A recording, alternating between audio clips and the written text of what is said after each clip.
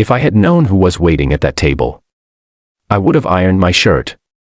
That's how Daniel tells the story every time, half embarrassed, half amazed, because that night wasn't supposed to change anything. It was supposed to be simple. A favor. A quiet dinner.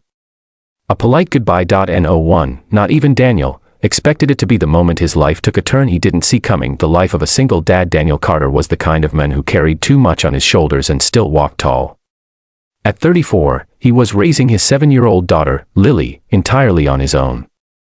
Her mother had left when Lily was 3, saying she needed to find herself, but all Daniel found after she left were overdue bills, sleepless nights, and a little girl who cried silently into his shirt. But he never complained, not once. He worked 12-hour shifts at a local auto repair shop, did school drop-offs, cooked dinners, checked homework, and still read Lily bedtime stories even when exhaustion made his vision blur.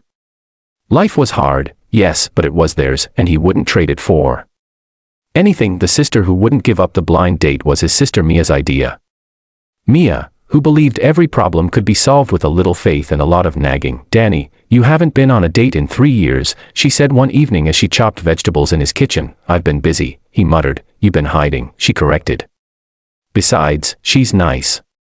She's going through something and needs company." He shook his head. "No, Mia. I don't have time for dating. Or whatever this is." She crossed her arms. "For me," she said.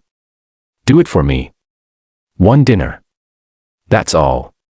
Daniel sighed, the sigh of a man who knew resistance was pointless. "Fine. One date." He didn't know that Mia had already set everything up, the nervous preparation the night of the date. Daniel must have checked his reflection 5 times in the foggy bathroom mirror. He showered, combed his slightly messy dark hair, and put on the cleanest shirt he had. It was still a little wrinkled, but it was the best he could do between fixing cars and packing Lily's school lunch. He looked tired, older than he should have, but he also looked hopeful, maybe a little. Lily walked in, hands on hips. "Daddy, you look handsome." He laughed and kissed her forehead. "So do you. You're supposed to be in bed." She yawned. "Are you going to bring me ice cream?" Daniel lifted her up. "If the date goes well." She giggled and hugged him tight. "Good luck, Daddy."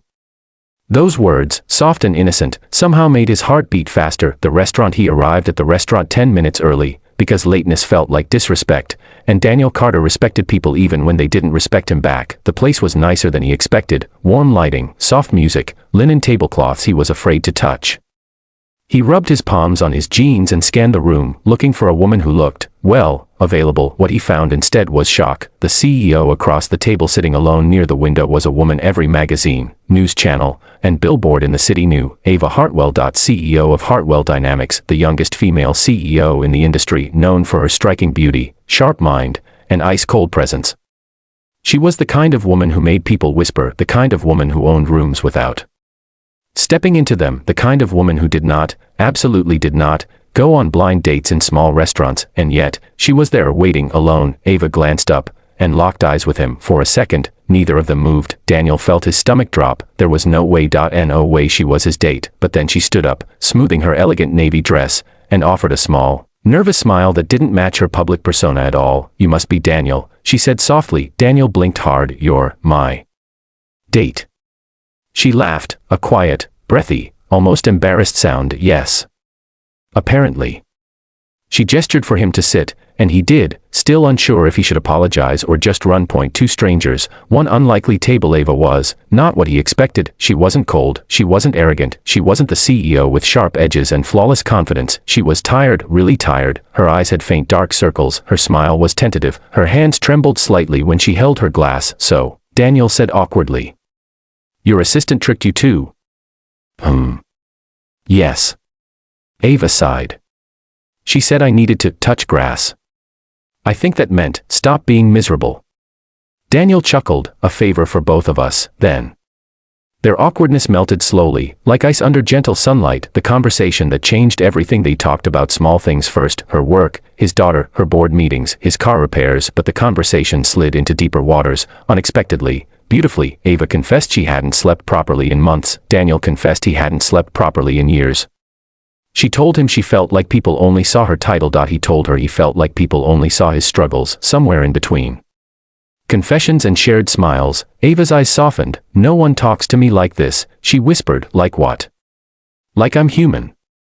Daniel leaned back. No one listens to me like this, he replied, and it was the truth. Two broken, tired souls, finally breathing in the same rhythm. The goodbye that wasn't an ending. When dinner ended, Ava hesitated. Would you like to do this again?